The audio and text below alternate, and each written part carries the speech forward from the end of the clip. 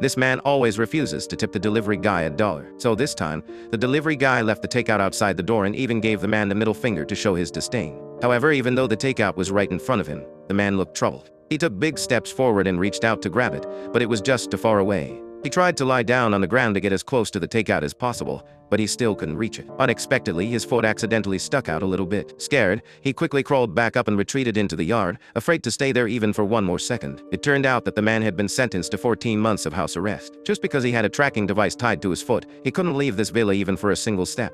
Not long ago, his company was reported for insider trading and was finally sentenced to 14 months. Now he has already served 6 months of his sentence in this villa in the wild. But fortunately, the villa is well equipped, which keeps him from getting too bored every day. In the morning, he can ride a stationary bike. In his spare time, he can play indoor golf. He can also put on AR glasses and play 3D racing games. At night, he can grab a bottle of red wine and sit down to enjoy a couple of sips leisurely. At this moment, he listened to the news report on the TV behind him, which said that a powerful blizzard was coming soon. Most of the mountain roads had already been closed. Just as he was about to go to bed, the police called him suddenly. The police told Kevin that the monitoring system had been destroyed by the blizzard, and the electronic ankle bracelet would be out of order for one night. They would come to check on him at 7 o'clock in the morning. Hearing this, Kevin couldn't help feeling overjoyed. So he drove his luxury car and sped wildly on the highway, indulging in this hard-won brief freedom, as if he were already a free man. However, the visibility was very poor in the blizzard weather.